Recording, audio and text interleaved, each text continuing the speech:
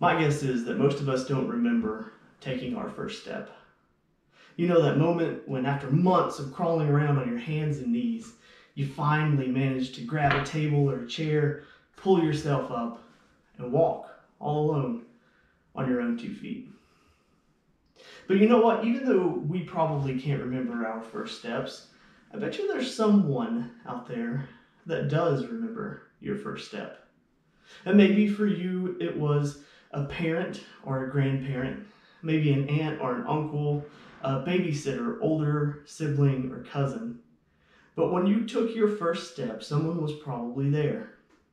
And not only were they there to see it, but I bet you they made a big deal about it.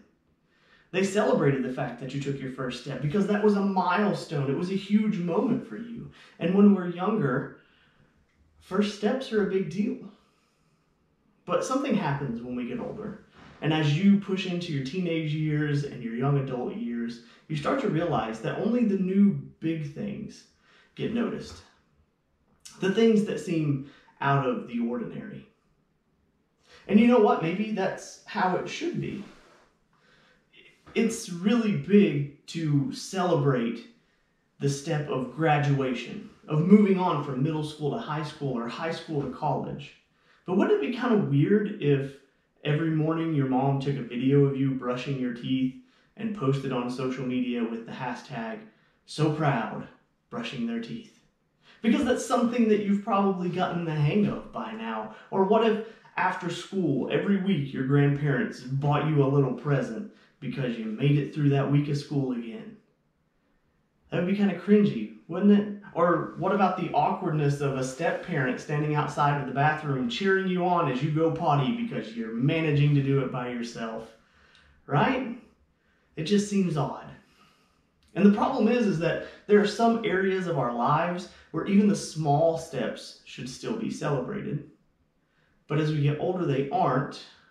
And one of those areas, if we're being honest, is your faith.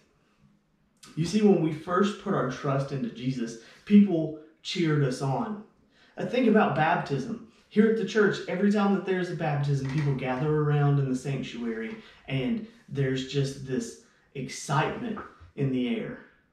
And as that person goes underneath the water and then they come back up, everyone in the room just erupts and cheers and woo, and they're clapping and everyone is so excited. But then something happens as we continue to journey with God. And it might be a week, it might be a month, it might be a year later, but people don't seem to be cheering us on quite as much anymore. And I think that brings up a pretty good question. What do you think God celebrates? Now, most of the things that we think when we think of God celebrating things as a big deal, we think of things like deciding to be a missionary and moving to Africa. Or we think of the person who sells everything that they own to open a soup kitchen or help the poor, or someone volunteering their entire life and just giving away everything that they have.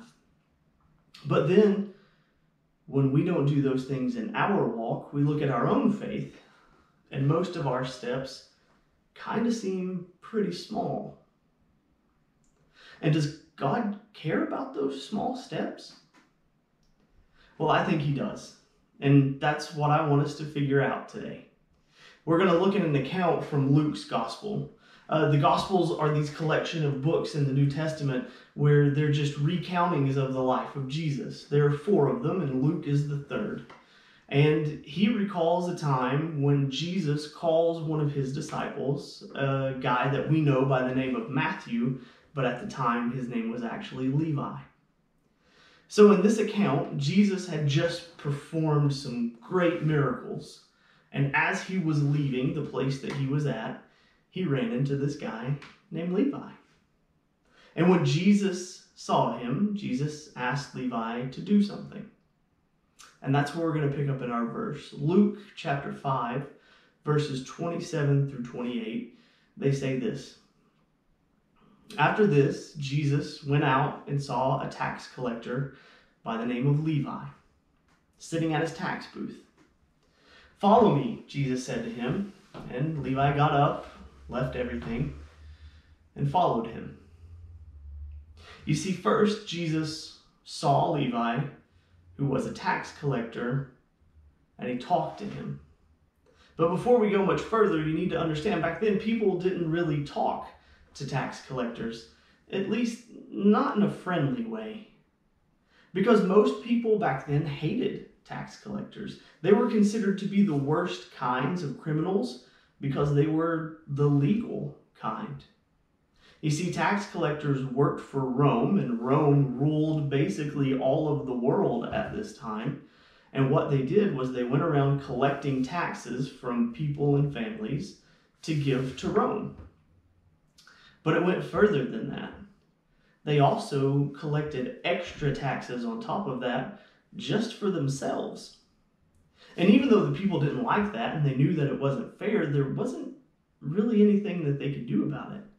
Because they had the power and the authority of Rome behind them. You had to pay the tax collector, or you could face going to jail or worse. And so this is the kind of man that Jesus walks up to and says, "Hey, follow me." And if you're like I was growing up, then you probably have this thought of the 12 disciples, the guys who follow Jesus around, as being these saints who had these halos around their heads. But in reality, they weren't even good citizens. Most of them struggled just to be nice people. But these were the type of people that Jesus was recruiting to be his disciples. Jesus saw Levi, and he invited Levi to follow him.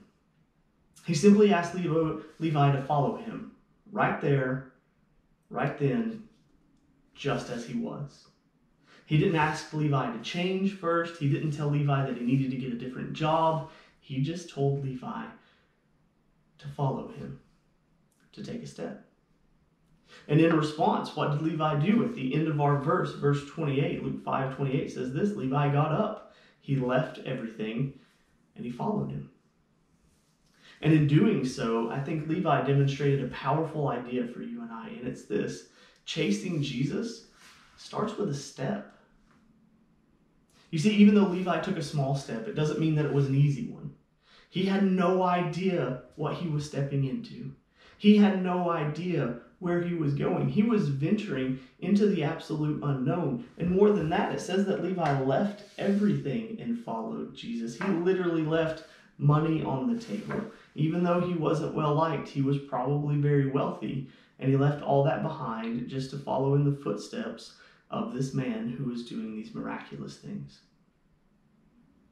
Because what Levi was learning and would eventually understand is that every small step toward Jesus counts. Just by taking a step, your relationship with Jesus can be closer. And God wants you to take a step, because even a little movement brings you closer to him. And that's what God cares about the most: being close to you in a relationship. So the question then is, what could we do to make a small step in our life? And what would that look like? What would it look like to take a small step closer to Jesus in our own lives? Well, to give you some starting points, I decided to ask some of my friends to share some small steps that they've taken along the way that has impacted their faith in a big way. Check it out. My small step was volunteering. I've been coming to Jefferson City Christian Church for years, and I never really plugged in or developed any personal relationships. But once I started volunteering in Kids Way, I started developing relationships. I started feeling like I was serving a purpose. That's when I learned that chasing Jesus starts with one step.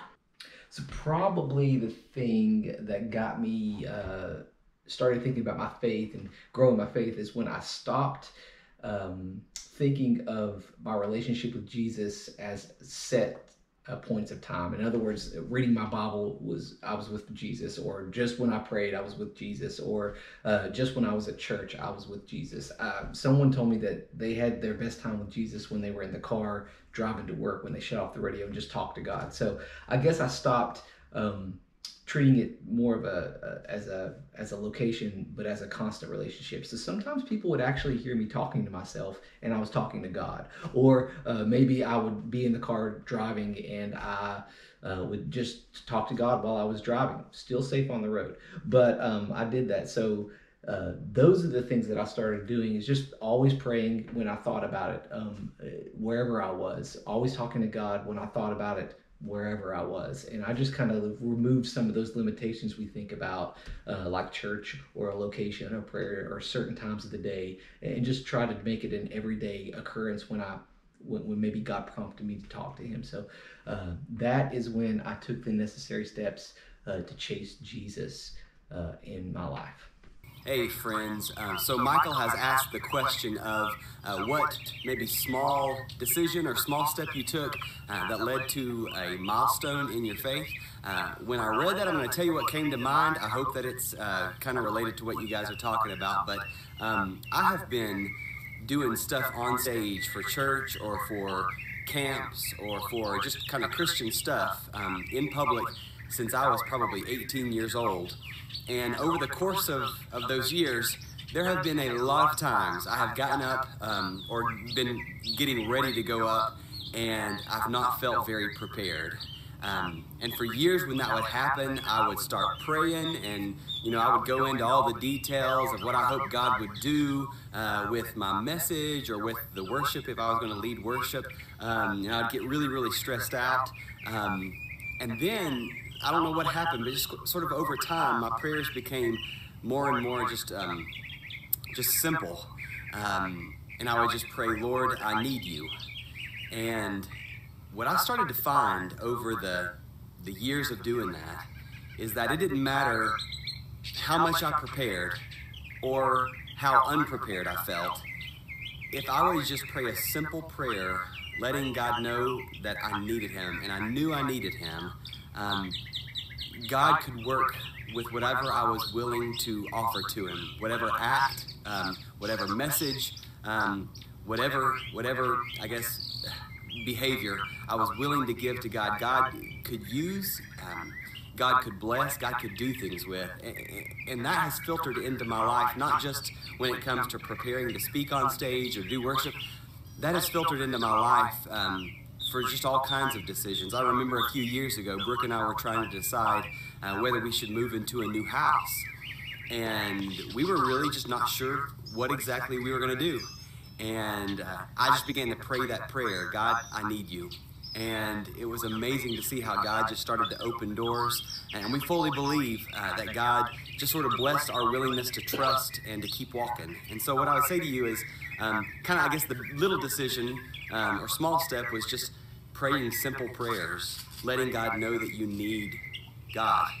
And the big kind of thing that came from that is knowing that if you pray that simple prayer, if you are willing to act, no matter what it is, if you're just willing to take steps, you can trust that God will be there for you. That's all. So, for Barbie, the small step was just having the courage to volunteer. And it changed her entire life. Her faith was more confident after that. For Luke, it was trusting that God was there in every moment.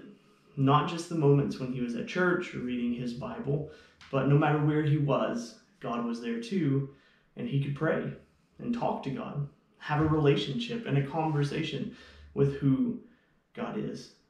And for John, it was trusting that God would show up when he needed it.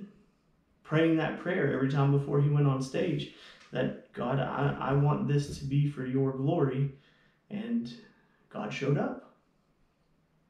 Now, I don't know what these steps look like for you. And will they be easy? Not necessarily. Like Levi, your step toward Jesus may also be a step away from something else. And maybe that means that your small step towards Jesus will mean you'll have to step away from a habit that you have. Maybe it means you'll have to step away from a relationship that you have that's vying for your attention. Or maybe you'll have to step away from someone who's a bad influence on you. Not just the people that you know at school or in your own life, but even the people that you follow on social media or on the internet. And maybe it might even stepping away from your comfort zone. Having the courage to truly take a step in Jesus' direction. And your step could be a step away from any number of things. And that can definitely be scary, but the good news is that steps towards Jesus don't always have to be dramatic and extreme. Even small steps are a big deal to him.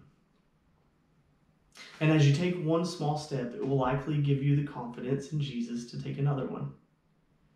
And that's all that it takes to chase after him. Because one step followed by another, and another, and another, will always have you moving toward Jesus. And the steps that you take toward Jesus now are just as important as your first baby steps that you took as a toddler. And unlike your first steps as a child, you might actually remember these steps. You'll remember them as being steps that drew you closer to Jesus and more in the direction of the life you want. So if you'll trust him and chase him, even in the small steps, he can do much more than you could possibly imagine.